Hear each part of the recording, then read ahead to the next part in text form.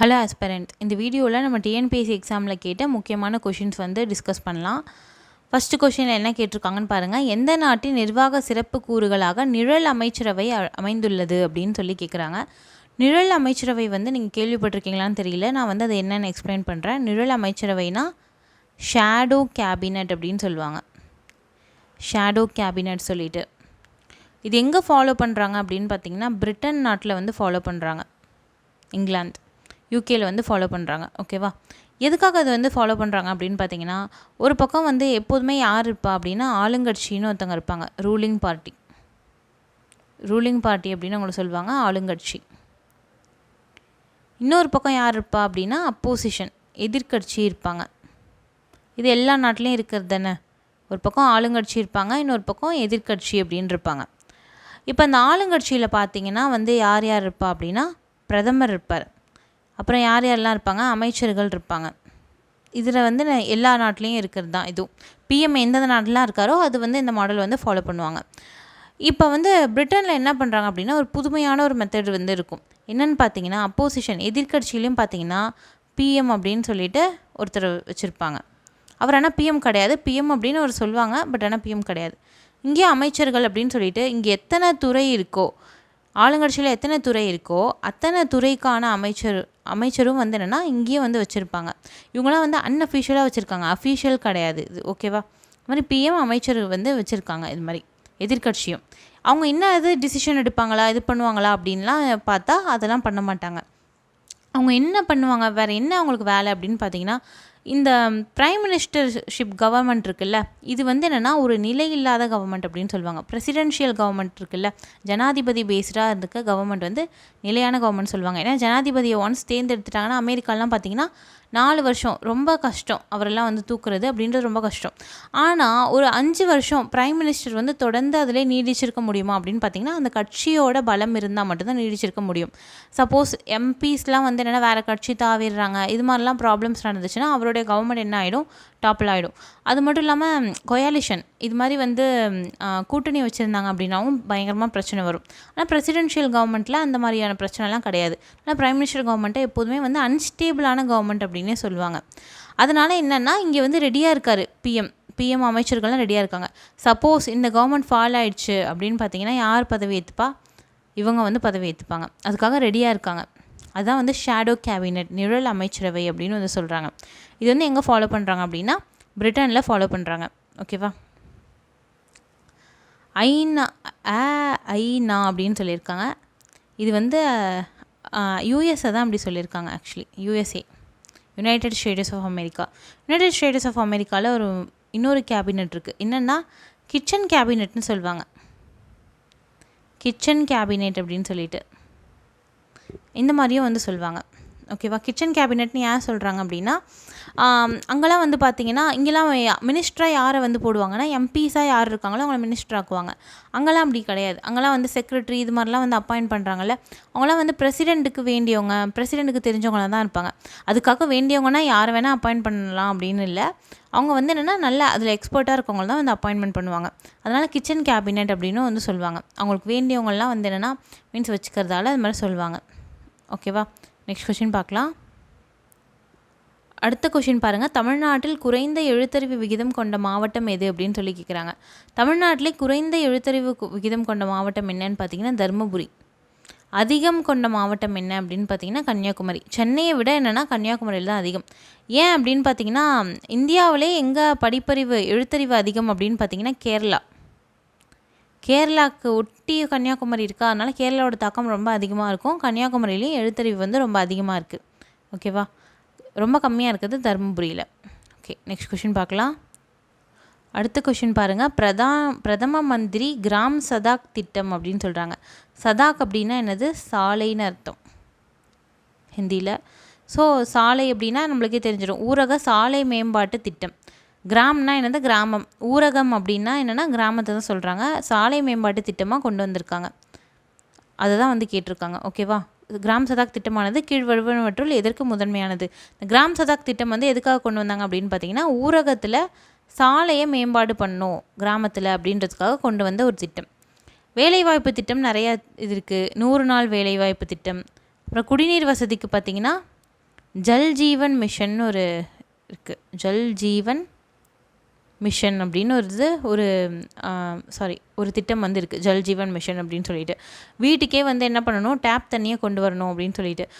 வீட்டுக்கு டேப் தண்ணி கொண்டு வரது என்ன பெரிய விஷயமா அப்படின்னு பார்த்தீங்கன்னா, நார்த் இந்தியாவில் இன்னும் நிறையா சைடில் பார்த்திங்கன்னா வீட்டுக்கு டேப் தண்ணியெலாம் வராது, வெளியே தான் போய் எடுத்துக்கணும். அந்த மாதிரிலாம் வந்து இன்னும் வந்து நார்த் இந்தியாவில் சவுத் இந்தியாவை விட மோசமாக வந்து நிறைய வீடு வந்து இருக்குது. ஸோ அதனால் ஜல் ஜீவன் மிஷன் வந்து கொண்டு வந்திருக்காங்க. இது இல்லாமல் நிறையா ஜல்சக்தி அபியான் அப்படின்னு வந்து இன்னொரு கேம்பெயின் மாதிரி கொண்டு வந்திருக்காங்க. மக்களுக்கு அவேர்னஸ் கொண்டு வரணும், தண்ணீரை வீணாக்கக்கூடாதுன்னு அவேர்னஸ் கொண்டு வரணும் அப்படின்னு ஜல்சக்தி அபியான்னு ஒரு திட்டமும் கொண்டு வந்திருக்காங்க. ஊரக சுகாதார திட்டம் இதெல்லாம் நமக்கு தெரிஞ்சது தான். இங்கே வந்து ப்ரைமரி ஹெல்த் சென்டர் அப்படின்னு சொல்லுவாங்க, இந்த ஆரம்ப சுகாதார மையம் அது மாதிரிலாம் கொண்டு வருது. இது மாதிரி நிறையா வந்து திட்டம்லாம் இருக்குது. நம்மளுக்கு முக்கியமாக வந்து என்னென்னா சாலை மேம்பாட்டு திட்டம், கிராம் சதாக் யோஜனா அப்படின்றது தான். ஓகேவா, நெக்ஸ்ட் கொஷின் பார்க்கலாம். நித்தி ஆயோக் அமைப்பு அப்படின்றது என்ன அமைப்பு அப்படின்னு சொல்லி கேட்குறாங்க. நித்தி ஆயோக் அப்படின்றது எந்த அமைப்பு அப்படின்னு பார்த்தீங்கன்னா, செயலாட்சி உருவாக்கிய ஒரு அமைப்பு தான். இது வந்து அரசியலமைப்பு அமைப்பு கிடையாது, சட்டத்தான அமைப்பு கிடையாது. அரசியலமைப்பு அமைப்புனா என்ன பண்ணியிருக்கணும், கான்ஸ்டியூஷன் அரசியலமைப்பில் சொல்லியிருக்கணும், அப்போ தான் அரசியலமைப்பு அமைப்பு அப்படின்னு சொல்லுவாங்க. அரசியலமைப்பு அமைப்புக்கு எக்ஸாம்பிள் பார்த்தீங்கன்னா, நிதிக்குழு அரசியலமைப்பில் சொல்லியிருக்காங்க. தேர்தல் ஆணையம் பற்றி சொல்லியிருக்காங்க. அடுத்தது யூபிஎஸ்சி மத்திய பணியாளர் தேர்வாணையம், அதுவும் வந்து சொல்லியிருக்காங்க. அப்புறம் மாநில பணியாளர் தேர்வாணையம் எஸ்பிஎஸ்சி, அதை பற்றியும் சொல்லியிருக்காங்க. ஸோ இதெல்லாம் வந்து என்னென்னா அரசியலமைப்பில் சொல்லப்பட்ட அமைப்புகள்.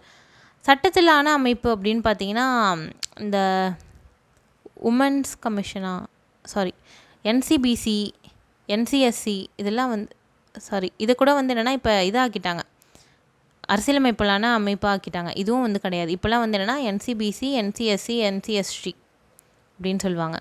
இது கூட என்னென்னா அரசியலமைப்பில் வந்து என்னென்னா விதி வந்து கொண்டு வந்துட்டாங்க. அதனால் இதுவும் சட்டத்திலான அமைப்பு கிடையாது. ஹியூமன் ரைட்ஸ் கமிஷன்லாம் சொல்லுவாங்கள்ல, மனித உரிமைகள் ஆணையம், இதெல்லாம் சட்டத்திலான அமைப்பு. என்சிபிசினா பேக்வேர்டு கிளாஸஸ்க்காக கொண்டு வந்தது, என்சிஎஸ்சினா ஷெட்யூல்டு கேஸ்ட் பட்டியல் இனத்தவர்களுக்காக கொண்டு வந்தது, என்சிஎஸ்டினா பழங்குடி மக்களுக்காக கொண்டு வந்தது. இது மாதிரி நிறையா வந்து கமிஷன்ஸ் வந்து இருக்குது, நிறைய ஆணையம் வந்து இருக்குது. இதெல்லாம் வந்து அரசியலமைப்பிலான உருவாக்கப்பட்ட அமைப்பு. செயலாட்சி மூலயமா உருவாக்கப்பட்ட அமைப்பு அப்படின்னு பார்த்தீங்கன்னா, இதுக்கு முன்னாடி வந்து என்னென்னா இதுதான் திட்டக்குழு இருந்துச்சு. திட்டக்குழுவை தான் நீக்கிட்டு இப்போ என்ன பண்ணியிருக்காங்க, நித்தி ஆயோகையும் அது கீழே கொண்டு வந்திருக்காங்க. ஓகேவா, நெக்ஸ்ட் கொஷின் பார்க்கலாம். நித்தி ஆயோக் பற்றி ஃபுல் டீட்டெயிலான வீடியோ வந்து என்னென்னா நம்ம சேனலில் வந்து இருக்குது. நான் வந்து டிஸ்கிரிப்ஷனில் வந்து அந்த லிங்க் தரேன், போய் விசிட் பண்ணி பாருங்கள். நெக்ஸ்ட் கொஷின் பார்க்கலாம். நெக்ஸ்ட் கொஷின் பார்த்தீங்கன்னா ஒரு முக்கியமான ஒரு கொஷின். முதல் மனிதவள மேம்பாட்டு அறிக்கை எப்போ கொண்டு வராங்க அப்படின்னு பார்த்தீங்கன்னா 1990. மனிதவள மேம்பாட்டு அறிக்கைனா என்னென்னா ஹியூமன் டெவலப்மெண்ட் இண்டெக்ஸ்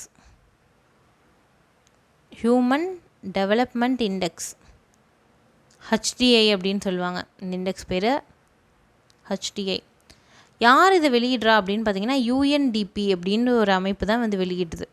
UNDP அப்படின்றவங்க யாருன்னா ஐநா சபை கீழே இருக்கிற ஒரு அமைப்பு தான். UNDPனா யுனைடெட் நேஷன் டெவலப்மெண்ட் ப்ரோக்ராம் அப்படின்னு ஒரு அமைப்பு. இவங்க தான் வந்து இந்த ஹியூமன் டெவலப்மெண்ட் இண்டெக்ஸ் இந்த குறியீடை வந்து வருஷம் வந்து வெளியிடுவாங்க. 1990 இது வந்து என்னென்னா ஸ்டார்ட் ஆகி நடந்துகிட்ருக்கு. இது வந்து எந்த பொருளியல் அறிஞர், எந்த எக்கனாமிஸ்ட் வந்து சொல்லி இதை ஸ்டார்ட் பண்ணாங்க அப்படின்னு பார்த்தீங்கன்னா 2 பேர் இருப்பாங்க. முகமது உல் ஹக், இவர் வந்து பாகிஸ்தானில் இருந்தவர், இவர் வந்து சொல்லியிருக்காரு. இன்னொரு முக்கியமான பர்சன் யார் அப்படின்னு பார்த்தீங்கன்னா அமர்த்தியா சென்,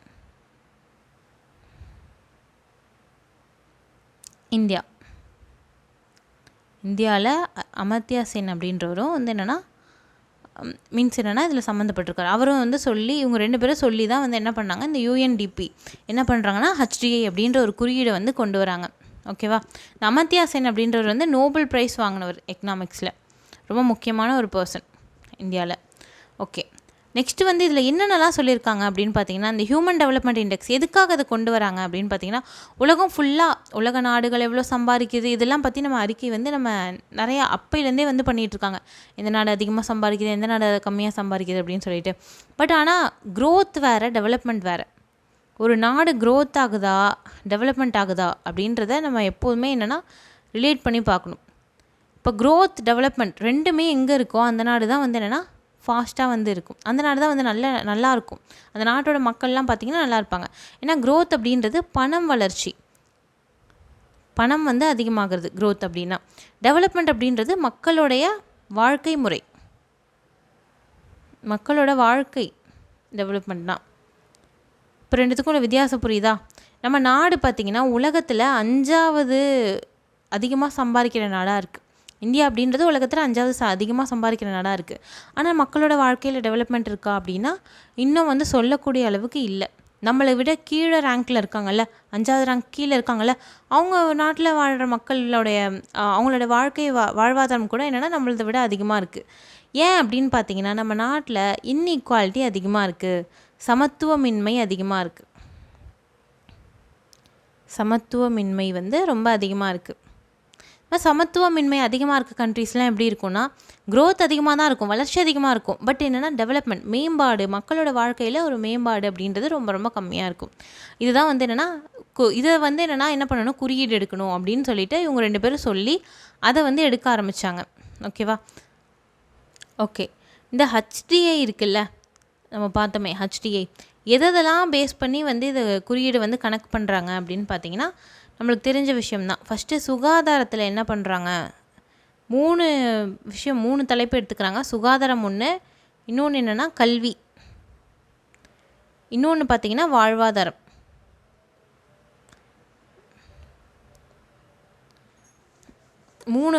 மூணு விஷயத்தை வந்து கையில் எடுக்கிறாங்க. சுகாதாரம் எதை வச்சு கால்குலேட் பண்ணுறாங்க அப்படின்னா மனித வாழ்க்கை, அதாவது என்னென்னா ஆயுட்காலம் வந்து அவங்க எவ்வளோ வாழ்வாங்க அப்படின்ற ப்ரெடிக்ஷன். உண்மையான ஆயுள்காலம் வந்து என்னென்னா கால்குலேட் பண்ணல. ஆயுள்காலம் என்ன பண்ணுறாங்க, குத்து மதிப்பாக வந்து என்னென்னா ஒரு ப்ரெடிக்ஷன் பண்ணுறாங்க. இந்தியாவுக்கே சொல்லுவாங்க, ஒரு இந்தியாவில் வாழ்கிறவங்களாம் ஒரு ஆவரேஜாக ஒரு 69 வயசு வரையும் வாழலாம் அப்படின்னு சொல்லிட்டு ஒரு ப்ரெடிக்ஷன் வந்து கொடுப்பாங்கல்ல. ஒவ்வொரு கண்ட்ரிக்கும் அந்த மாதிரி ப்ரெடிக்ஷன் இருக்கும். நீங்கள் வந்து கூகுளில் வேணால் செக் பண்ணி பாருங்கள். சில கண்ட்ரீஸ்க்கு பார்த்திங்கன்னா ரொம்ப அதிகமாக வயசு இருக்கும், 100 வயசு அது வரையெல்லாம் வாழ்வாங்க அப்படின்லாம் போட்டிருப்பாங்க. ஜப்பான், சைனாலாம் வந்து வயசு ரொம்ப அதிகமாக இருக்கும், லைஃப் எக்ஸ்பெக்டன்சி அப்படின்னு சொல்லுவாங்க. ஆயுட்காலம் வந்து ரொம்ப அதிகமாக போட்டிருப்பாங்க, உத்தேச ஆயுட்காலம் அப்படின்னு சொல்லுவாங்க. அடுத்து பார்த்திங்கன்னா கல்வி வந்து 2 பேசிஸில் கால்குலேட் பண்ணிட்டு இருந்தாங்க. இப்போ வந்து என்னென்னா அதை மாற்றிருக்காங்க கொஞ்சம். அது என்னென்னு பார்ப்போம். ஃபஸ்ட்டு பார்த்திங்கன்னா எழுத்தறிவு விகிதம்னு போடுவாங்கள்ல, இந்தியாவில் இத்தனை பேருக்கு எழுத்தறிவு விகிதம் இருக்குது, இத்தனை % மக்களுக்கு அப்படின்னு சொல்லிட்டு, அதுதான் எழுத்தறிவு விகிதம்.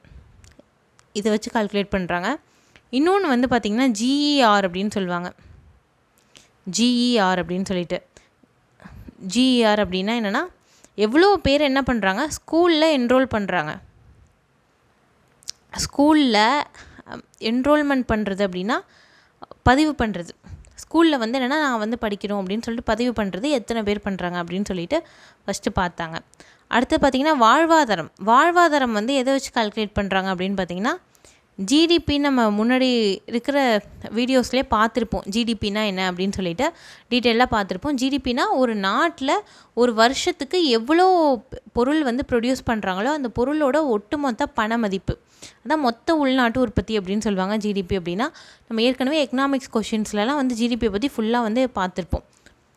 ஸோ என்னென்னா உங்களுக்கு டவுட்ஸ் இருந்தால் அந்த வீடியோஸை வந்து விசிட் பண்ணி பாருங்கள். ஜிடிபி பேசிஸ்டாக என்ன பண்ணுறாங்க அப்படின்னா தலா வருமானத்தை எடுத்துக்கிறாங்க. இந்த 3 விஷயம், சுகாதாரம், கல்வி, வாழ்வாதாரம், இந்த 3த்தையும் வச்சுப்பாங்க. 3த்துக்கும் என்ன பண்ணுவாங்க அப்படின்னா, இப்போ ஆயுட்காலமா 1 மார்க்குக்கு எடுத்துப்பாங்க. எழுத்தறிவு, இது 2த்தையும் சேர்த்து என்ன பண்ணுவாங்க, 1 மார்க். இது 2த்தையும் சேர்த்து 1 மார்க். எல்லாமே என்னென்னா 1 மார்க்குக்கு எவ்வளோ அப்படின்னு கால்குலேட் பண்ணுவாங்க. எல்லாமே 0.0.0 இருக்கும். 3த்தையும் கால்குலேட் பண்ணி என்ன பண்ணுவாங்க, ஆவரேஜ் எடுப்பாங்க.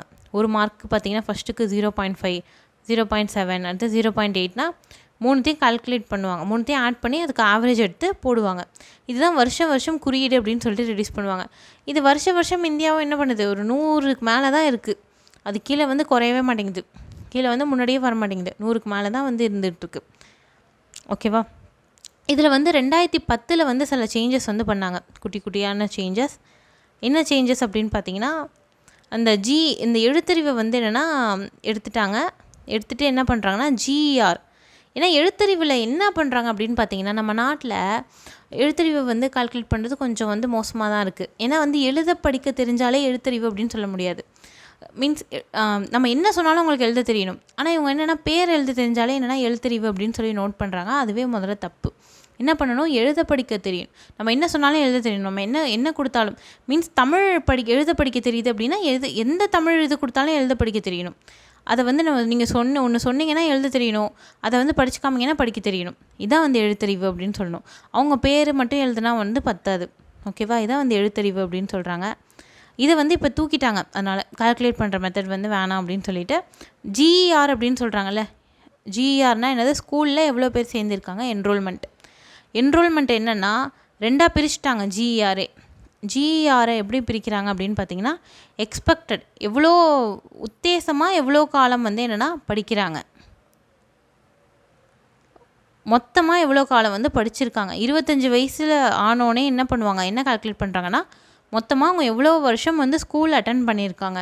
ஸ்கூல்னால் போத் ஸ்கூல் அண்ட் காலேஜ் ரெண்டுத்தையும் சேர்த்து தான் சொல்கிறாங்க. மொத்தமாக எவ்வளோ காலம் வந்து அவங்க ஸ்கூலிங் வந்து அட்டன் பண்ணியிருக்காங்க. இன்னொன்று வந்து பார்த்திங்கன்னா, உத்தேசமாக எவ்வளோ காலம் அட்டன் பண்ணலாம், ரெண்டுத்தையும் சேர்த்து வச்சு என்ன பண்ணுறாங்க, ஜிஆரை கால்குலேட் பண்ணுறாங்க. இப்போ வாழ்வாதாரம் பார்த்திங்கன்னா, இப்போ ஜிடிபியில் வந்து கால்குலேட் பண்ணிருந்தாங்களே தலா வருமானம், இப்போ எதை வச்சு கால்குலேட் பண்ணுறாங்கன்னா, ஜிஎன்பின்னு வச்சு கால்குலேட் பண்ணுறாங்க. இந்த ஜிஎன்பின்னா என்னென்னா ஒன்றும் இல்லை, வெளிநாட்டில் சம்பாதிக்கிறாங்களே நம்ம ஆளுங்கள்லாம் போய் அதையும் சேர்த்துருப்பாங்க நம்ம நாட்டு காசோட, அதான் ஜிஎன்பி அப்படின்னு சொல்லுவாங்க. இதெல்லாம் நம்ம டீட்டெயில்டாக என்ன பண்ணால் அந்த எக்கனாமிக்ஸ் வீடியோவில் வந்து பார்த்துருப்போம். உங்களுக்கு வந்து என்னென்னா டவுட்டாக இருந்தால் நீங்கள் போய் என்னென்னா அந்த வீடியோவும் செக் அவுட் பண்ணி பாருங்கள். ஓகேவா? இப்போ ஹெச்டிஐ அப்படின்னா என்னென்னு புரிஞ்சுதா? இப்போ வந்து உங்களுக்கு ஒரு ஹோம்ஒர்க் லாஸ்ட் இயர் வந்து ரிலீஸ் பண்ணியிருப்பாங்க, ஹெச்டிஐ இண்டெக்ஸோட ரிப்போர்ட்டு. அதில் இந்தியாவோட ரேங்க் என்ன அப்படின்னு சொல்லிவிட்டு நீங்கள் கமெண்ட் செக்ஷனில் வந்து கமெண்ட் பண்ணுங்கள். ஓகேவா? முதல் வருஷம் ஆக்சுவலி வந்து 2023 வந்து ரிலீஸ் பண்ணியிருப்பாங்க. 2023 ரிலீஸ் பண்ண ரிப்போர்ட்டு. அந்த ரிப்போர்ட்டில் இந்தியாவோட ரேங்க் என்ன அப்படின்னு கமெண்ட் பண்ணுங்கள். அண்டு ஃபஸ்ட்டு கண்ட்ரி என்ன அப்படின்னு கமெண்ட் பண்ணுங்கள். ஃபஸ்ட் ரேங்க்கை பிடிச்ச கண்ட்ரி மேக்ஸிமம் வந்து இந்த நார்வே, ஸ்வீடன் அந்த மாதிரி கண்ட்ரிஸ்லாம் வந்து ஃபஸ்ட் ரேங்க்கில் இருக்கும். அந்த கண்ட்ரிஸ் வந்து என்ன அப்படின்னு சொல்லிவிட்டு அதையும் கமெண்ட் செக்ஷனில் சொல்லுங்கள். நம்ம நெக்ஸ்ட் வீடியோவில் பார்க்கலாம். தேங்க்யூ.